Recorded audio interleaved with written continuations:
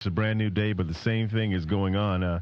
This is a special edition of Front Page. We're trying to give you an outlet, a way to vent your frustrations and your feelings over the radio instead of going out and looting in the streets. Above all, I don't know if we can emphasize this enough. Please stay out of the streets. We opened up the telephone lines. We were getting incredible stories and reports from people all over Los Angeles and surrounding areas. We had a call. It was a very funny call.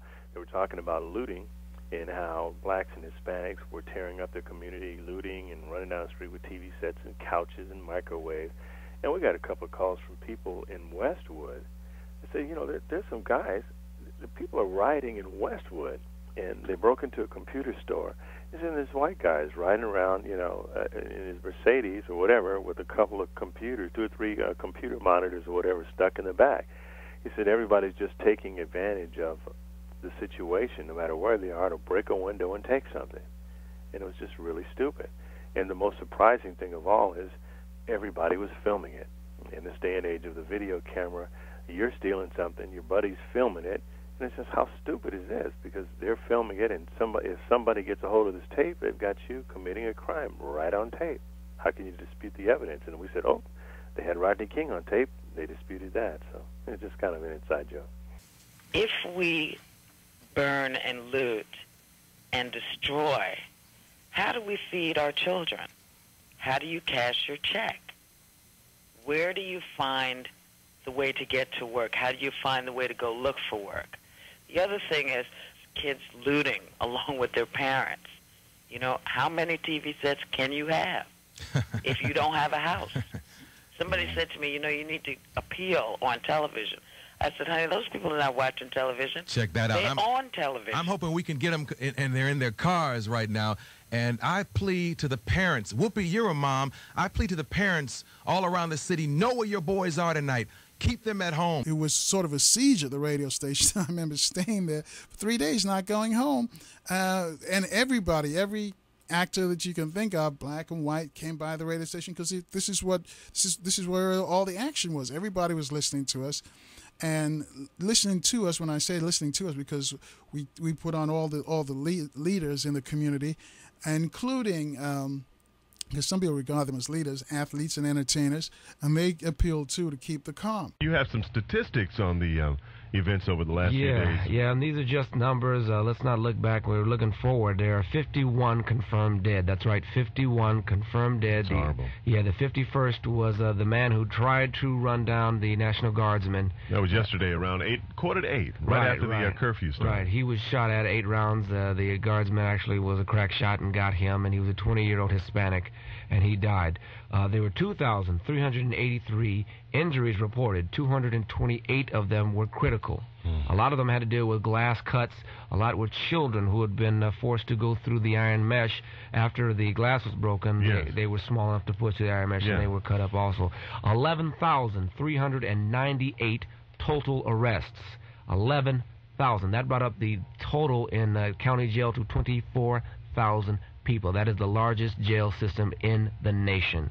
Makes it one of the largest in the world. There were 5,273 fires. Trying to increase the peace, we're going to turn a negative situation around into a positive situation. Martin Luther King used to say we'll take a dungeon of shame and turn it into a chamber of human dignity. That's what we're going to do. I got Bill Cosby on the line. Where are you right now? It's none of your business. Oh, that's a good point. I'm calling from a pay phone booth out here. I'm in New York City. But the thing about being in New York City is there were rumors going around. And these rumors had to be squelched. There were things coming into the newsroom, out of the newsroom, that there was a bus turned upside down and burning on Fifth Avenue. Then there was another one that Macy's was on fire and that Bloomingdale's had been bombed. So a lot of stupid people were just having a ball. And along with all of what we see on TV, I must also add that some of these fires, I would be willing to bet, cannot be blamed on just folk out there angry about what happened. That, there are some sick people, and they call them arsonists, Yeah. And once they see those things going up into the sky on the news, you know, these people start to come out. Yeah, a lot of the fires, I talked to a couple police officers yesterday, a lot of the fires have been professionally set. This is Arsenio Hall. I'm with Tom and Roseanne, and we're trying to increase the peace. I just want everybody to know that, you know, well, we're thinking about everybody and we're feeling for everybody, and, you know, we're in the same place with everybody, and, you know, it's a terrible thing that, you know, it was a travesty of justice, and, you know, we're shocked like everybody else, but I hope everybody does stay home with their family and think about, you know, what it's like to have love and what it's like to have people who care about you, and don't go out there and then as soon as the daylight comes, you know, let's start cleaning everything up. We got to clean up inside ourselves too. We're real proud of you, Arsenio. You're doing a great job. Machismo does not begin at the end of a gun. You see, guns don't make you a man. Intelligent thought makes you a man. Gun makes you a thug and an animal.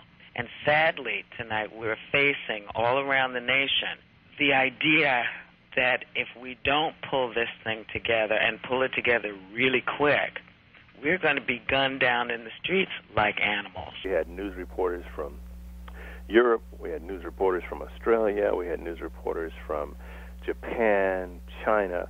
They were there. If they weren't there, they were calling on the phone. They were tapped into our studio board to get the live feed of the callers and the hosts and what we were talking about and the guests, so they could find out exactly what was going on. We were the pulse of the community. All the television stations in Los Angeles, Hispanic, white, black, whatever, they were plugged into KJLH. We were ground zero for information.